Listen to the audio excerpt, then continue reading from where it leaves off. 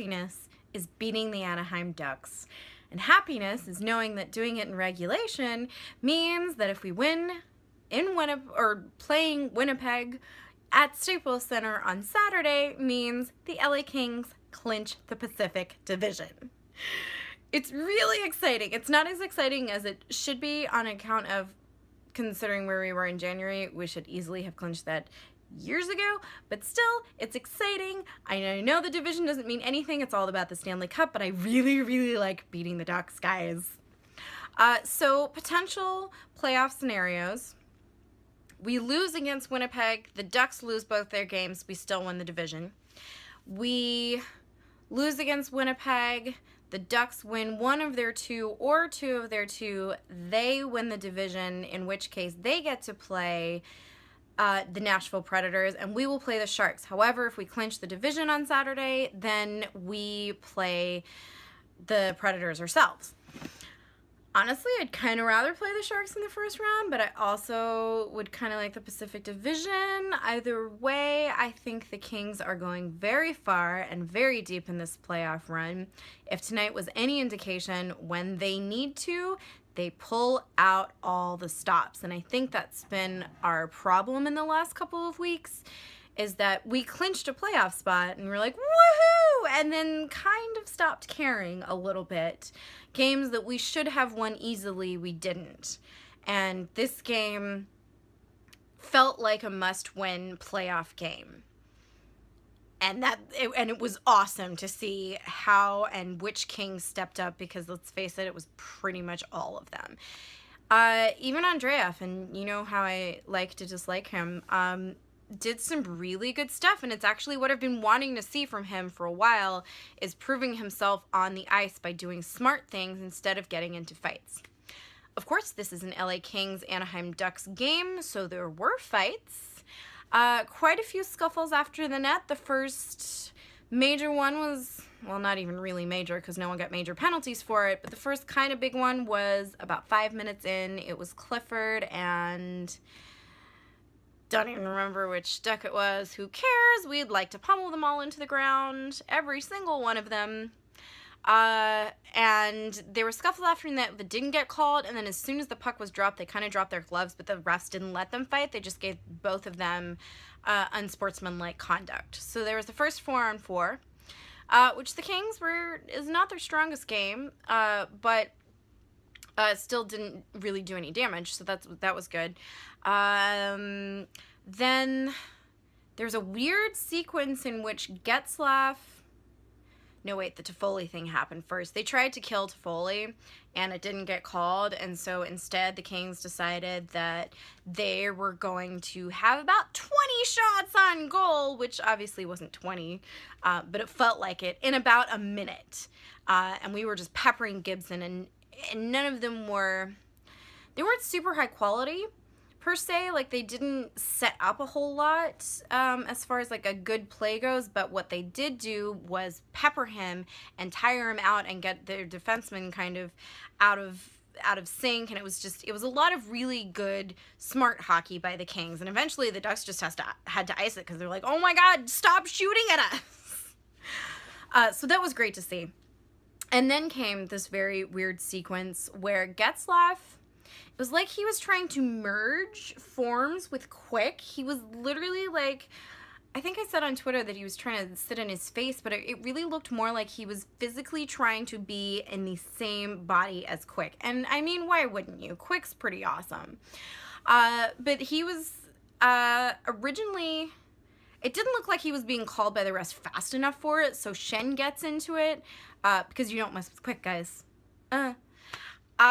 So he gets into it, and then some other Duck gets into it, and Quick even gets into it. It was a whole scuffle at the other end of the ice, so truthfully, I couldn't see exactly what was happening, but there were 4 minor penalties called after that. Quick for interference. Which, dude, it's Getzlaf was clearly interfering on him, but 2 for Getzlaf for goaltender interference, 2 for Schenn for probably roughing, I don't remember, and then 2 for another Ducks player. I want to say it was Lovejoy. for something else that was going on. So we end up pretty even on the ice still. And then Brown gets called for something I'm not entirely sure Brown should have been called for. This was another, not awful. I mean, the refs for Dallas game were so awful. I actually heard today that they got penalized for not doing their jobs and costing us a point. I'm not bitter. It's fine. We beat the Ducks. So it wasn't that, but there were definitely some iffy calls and definitely some missed calls tonight. It's easier not to complain when you're on the right side of it. So Brown gets called right in front of Gibson for interference. I don't think on Gibson because it wasn't goaltender interference. It was just regular. So he goes off, and the Kings are like, well, screw that. We're not going to let the Ducks have a chance. No. Kopitar is instead going to take a couple of shorthanded chances, and really, really good ones. So good that the second time he got the shorthanded breakaway it was Perry or Getzlaf. Pretty sure it was Getzlaf. I dislike so many of the Ducks players. It's really hard to...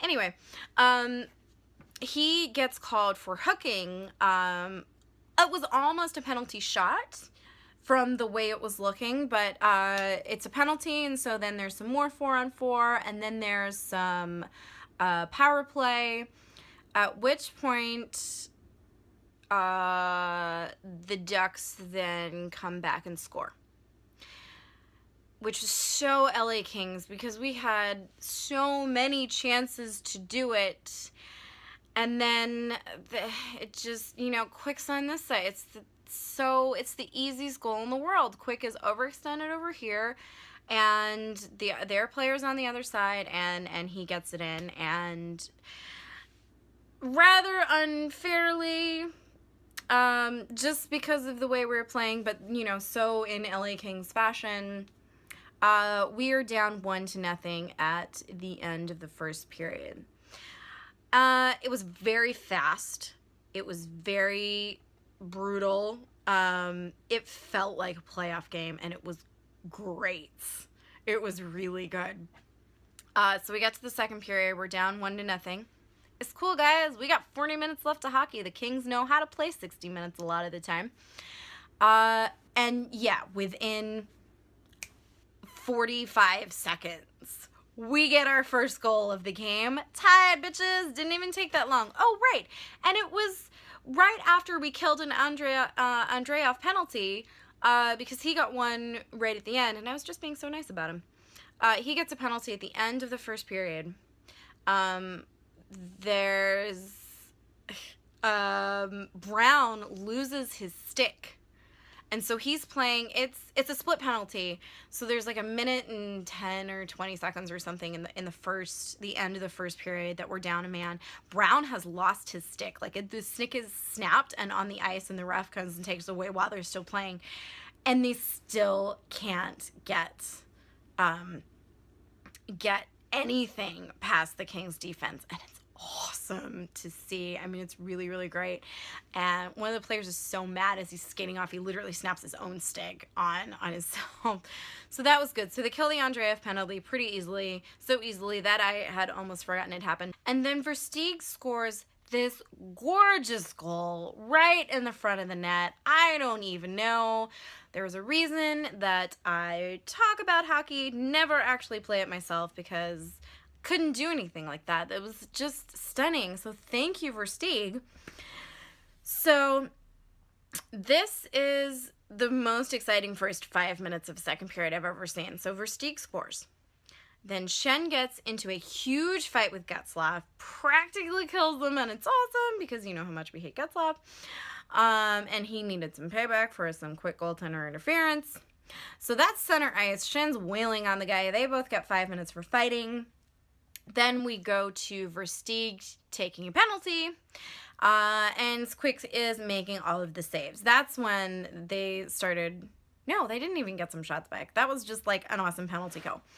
So then we get another power play.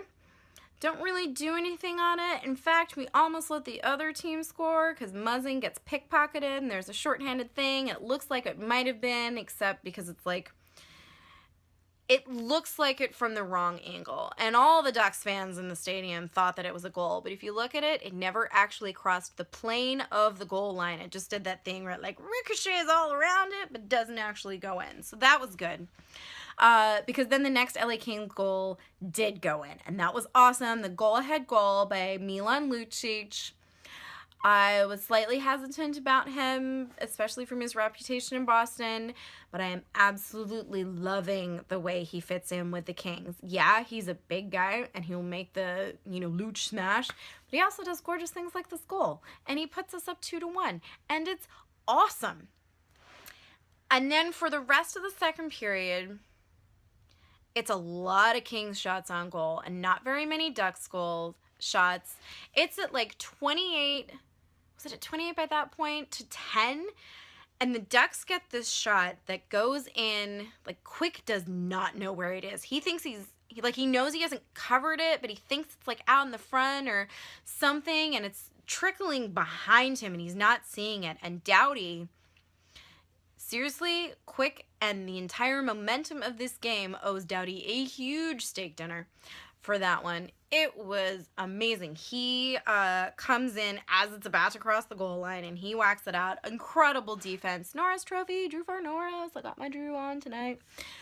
And then the Ducks, realizing how close they are to tying this game when they clearly don't deserve to at this point, they're holding the stick, and so they get called for that, and that swings the entire momentum of the game completely to the LA Kings. The second period, I was basically all them. I mean, I think they had maybe one power play where they had a couple of shots on goal, but mostly that turned the tide, and it was kind of the Kings. Something about it, like Quick even acknowledged Doughty, thanks, dude, and it was such a good, I don't want to say momentum again. There's just something about it where the Kings kind of were like, yeah, we can do this, guys. Yeah, we can beat the Ducks. So it's 2-1 going into the third, and it's one of those games where you're so used to the Kings being outshot and then losing. They're 30 going into the third period when they're up. They've won 30 times and lost 5 times, and you're just like, well, yeah, of course this is going to be the 6th game that they lose, because it's the Ducks, and our record against the Ducks is quite abysmal. In the last 14 games, the Ducks have won 11, they have lost 1, and lost 2 in overtime. I believe I'm getting that right. It's 11-1-2 or 11-2-1. Either way, it's not good for the LA Kings. And it's such an easy lead to lose. But this is why I'm excited about the playoffs, because they totally stepped up. Toffoli and Carter, just, again, I'm always astounded by their chemistry. It's beautiful.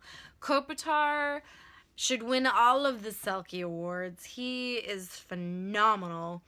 Brown was throwing some heavy hits. All of the players you want to see stepping up were stepping up. Quick was making great saves. And it was just, the Ducks were playing well too. I definitely want to credit them for really hard, fast, just intense game. At one point, I gotta thank Twitter for this, because in the stadium, you just see Gibson kind of like skate back to the bench, and then he skates into his net and he falls down and he skates back into the tunnel, and we're like, what the hell is happening? And literally like 20 people on Twitter were like, oh, he had a skate issue. So it's kind of fun for the people who watch at home, sometimes know more than we do in the stadium. So yeah, his skate was broken, and they wouldn't have time to fix it. Like, with a regular player, you could fix the skate in 5 minutes and still have just other people skating around. You can't really do that for the goaltender.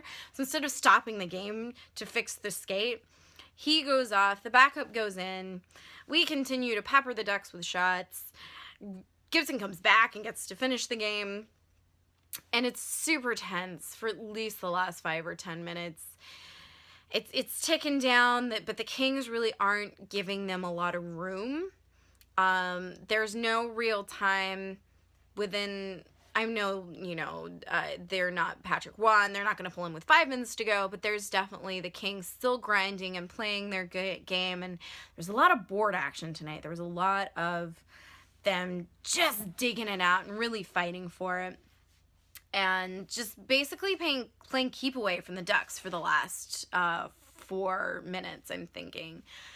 They finally do pull their goaltender with a little over a minute and a half to go. It's definitely some tense moments down by Quick. He makes at least 2 just incredible game-saving saves. There's a lot of pressure on him at this point. Then there's like 42 seconds left and they call their timeout. Where I was just like, oh my God, we can do this. We can do this. We can do this. It's not actually a playoff game yet, but damn, did it feel like it. Then the clock basically just winds down. They're still peppering Quick. They're not getting any by him. They ice the puck, or Quick stops it with like 13 seconds left, and then those last 13 seconds, you just knew the Ducks were not going to get past the Kings defense tonight. And they didn't. And it's like Brown and Carter, I think, were kind of basically fighting over who gets to clear the puck in the last couple of seconds. And then the confetti comes down, and it's... They looked so happy, guys. The Kings, the players, they looked so happy that they might get to win this division. So 1 game left for the Kings in this season. Either way, they have clinched home ice in the first round. The Sharks lost 5-4 to Winnipeg. So thank you, Winnipeg, and we will be kicking your ass on Saturday. That's fair, right? I think that's how it works.